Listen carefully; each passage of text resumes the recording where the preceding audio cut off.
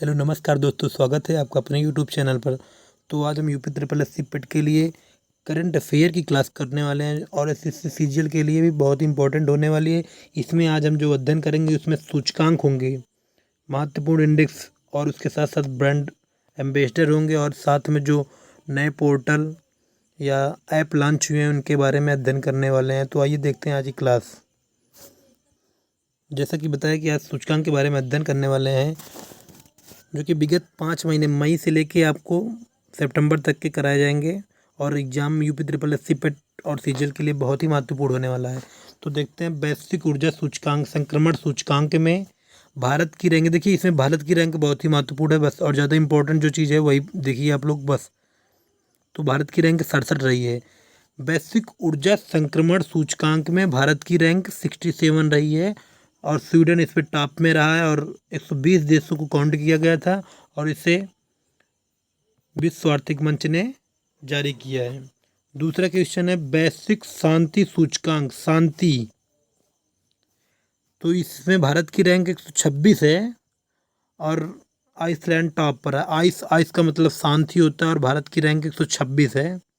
पिछली बार 135 था, इम्प्रूवमेंट हुआ है इसमें। तो अगला क्वेश्चन है विश्व निवेश रिपोर्ट में भारत की क्या रैंक रही है। तो भारत की रैंक 7वीं रही है और अमेरिका टॉप पर, निवेश करने में अमेरिका टॉप पर है, भारत 7वें नंबर पे है। जैसा कि भारत क्षेत्रफल में 7वें नंबर पे है, वैसे ही निवेश में भी 7वें नंबर पे है।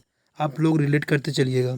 हेनले पासपोर्ट इंडेक्स 2023, इसमें भारत की रैंक 80 है। लास्ट बार 85 थी, तो इस बार इम्प्रूवमेंट हुआ है। और सिंगापुर, जापान, यही लोग टॉप करते हैं इसमें, कभी सिंगापुर कभी जापान। और भारत की रैंक हेनले पासपोर्ट इंडेक्स में भारत की रैंक 80 है। ग्लोबल जेंडर गैप इंडेक्स, इसमें भारत की रैंक 127 है। लास्ट बार 135 थी और आइसलैंड टॉप किया इसमें भी। ग्लोबल जेंडर गैप इंडेक्स 2023 में भारत की रैंक 127 है। वैश्विक प्रतिस्पर्धा सूचकांक 2023 में भारत की रैंक 40 रही है। प्रतिस्पर्धा, प्रतिस्पर्धा देखिए इसको आप ऐसे रिलेट करके याद कर सकते हैं। प्रतिस्पर्धा से आप बाहर कब हो जाते हैं, जब आप 40+ हो जाएंगे तो आप प्रतिस्पर्धा से बाहर हो जाएंगे। बस यही इंपॉर्टेंट है, कैसे आपको याद करना। डेनमार्क इसमें पहले था, पहले स्थान पे था। अगला है सतत विकास रिपोर्ट 2023। सतत विकास रिपोर्ट 2023 में फिनलैंड ने टॉप किया और सतत सतत में भारत 112 रैंक है। लास्ट बार 121 थी। Sustainable development report.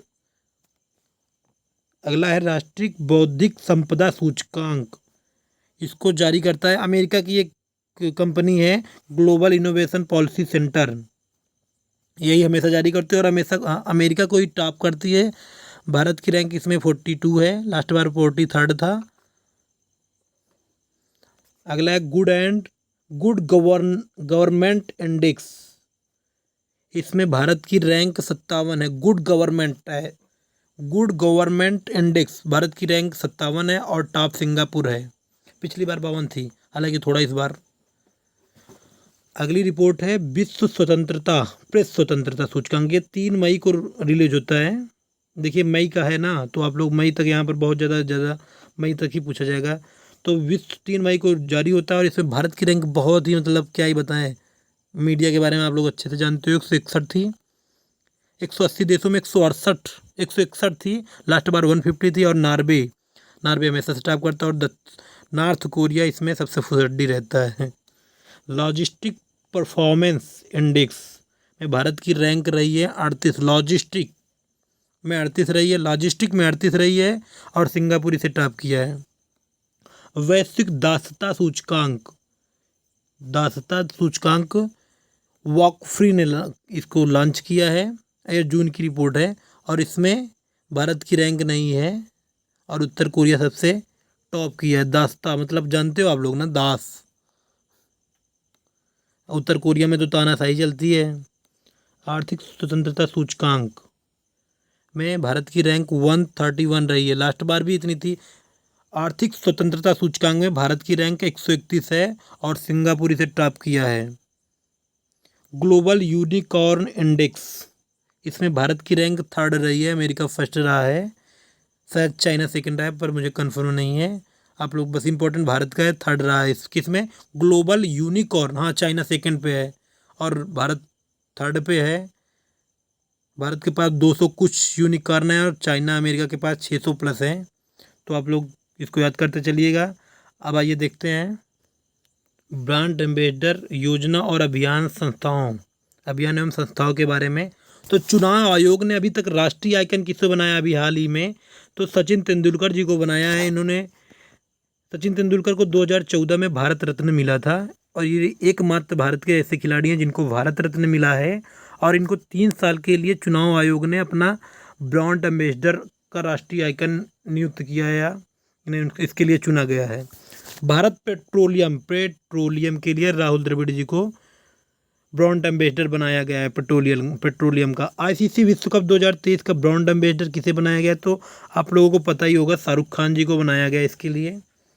तो रैंगलर के ब्रांड एम्बेसडर, रैंगलर जो कि बहुत ही इंपॉर्टेंट होने वाला है पिट के एग्जाम के लिए, ये स्मृति मंधाना जो कि भारतीय महिला क्रिकेट टीम की कप्तान भी रही हैं और गोल्ड मेडल दिलाई हैं एशियन गेम्स में। त्रिपुरा पर्यटन के ब्रांड एम्बेसडर सौरभ गांगुली हैं। त्रिपुरा के सौरभ हैं। सौरभ गांगुली त्रिपुरा से संबंधित हैं ब्रांड एम्बेसडर में पर्यटन के विभाग में। गुस्सी की पहली महिला इंडियन ग्लोबल ब्रांड एम्बेसडर, तो ये आलिया भट्ट रही हैं। गुस्सी से आलिया गुस्सी हो गई, ऐसे ही आप रिलेट कर लो, याद हो जाएगा। स्टार स्पोर्ट के ब्रांड एम्बेसडर ऋषभ पंत जी को बनाया गया, आपको पता ही है, चोटिल है बहुत ज़्यादा। HSBC इंडिया के ब्रांड एम्बेसडर किसे बनाया गया, तो विराट कोहली जी को बनाया गया है। एशियाई हॉकी महासंघ के एथलीट एम्बेसडर सलीमा टेटे, ये हॉकी से ही हैं, पाकिस्तान के हॉकी प्लेयर हैं सलीमा टेटे। इनको एशियाई हॉकी महासंघ का एथलीट एम्बेसडर बनाया गया है। वायकॉम 18 के ब्रांड एम्बेसडर वायकॉम धोनी है जी, MS धोनी है वायकॉम के। और सी चैलेंज क्लाइमेट, इसकी श्रेया घोड़ावत हैं। भारत की राजदूत सी चेंजेस क्लाइमेट में भारत की राजदूत श्रेया घोड़ावत हैं। तो ये ब्रांड एम्बेसडर जो हैं ये नए निकलते हैं, इसमें सचिन तेंदुलकर वाला इंपॉर्टेंट है और गुस्सी आलिया भट्ट है। MS धोनी को वायकॉम का बनाया गया, वायकॉम 18 का। और स्टार स्पोर्ट का तो ऋषभ पंत जी को बनाया गया है। तो आइए आप आगे देखते हैं अपनी क्लास का एक महत्वपूर्ण भाग जो कि प्रमुख मोबाइल ऐप और पोर्टल के बारे में, जो अभी हाल ही में लॉन्च किए गए करंट अफेयर के लिए बहुत ही महत्वपूर्ण होने वाले हैं, उनको अध्ययन करते हैं। फ्लड वॉच ऐप, केंद्रीय जल आयोग ने इसे लॉन्च किया और वास्तविक समय में बाढ़ के अनुमान के लिए इसको लॉन्च किया गया है। तो फ्लड वॉच ऐप केंद्रीय जल आयोग ने। राजमार्ग यात्रा ऐप भारतीय राष्ट्रीय राजमार्ग प्राधिकरण ने राजमार्ग प्राधिकरण ने राजमार्ग उपयोगकर्ता के अनुभव को बढ़ाने के लिए उद्गम पोर्टल, ये बहुत ही महत्वपूर्ण है उद्गम पोर्टल, इसको reserve bank of India RBI ने उद्गम लॉन्च किया है, उद्गम पोर्टल। सुप्रीम कोर्ट ने अदालत में प्रवेश के लिए आगंतुकों को ऑनलाइन इलेक्ट्रिक पास बनाने हेतु इसको सुस्वागतम पोर्टल लॉन्च किया है। उल्लास ऐप शिक्षा मंत्रालय द्वारा लॉन्च किया गया है, जो कि बुनियादी साक्षरता को व्यापक रूप सुलभ बनाने के लिए किया गया है। मोबाइल दोस्त ऐप केंद्र शासित प्रदेश जम्मू कश्मीर, मोबाइल दोस्त, वहाँ तो दोस्त नॉर्मली मिलेंगे नहीं, सब वहाँ आतंकवादी होते हैं, तो वहाँ पर मोबाइल ऐप बनाया गया। मोबाइल दोस्त ऐप केंद्र शासित जम्मू कश्मीर के लिए। नागरिक केंद्रित सेवाओं को मोबाइल आधारित वितरण के लिए विरासत पोर्टल गृह मंत्रालय द्वारा वेदों में निहित संदेशों को संप्रेषित करने के लिए विरासत पोर्टल गृह मंत्रालय ऐसे आपको रटना है। PM किसान ऐप किसान आ गया तो कृषि मंत्री नरेंद्र सिंह तोमर जी। अरुण पोल ऐप अरुणाचल प्रदेश पुलिस के लिए है। युवा पोर्टल विज्ञान प्रौद्योगिकी एवं मंत्री जितेंद्र सिंह युवा पोर्टल। और जर्नी झारखंड सरकार ने धन्यवाद। आज क्लास में इतना ही।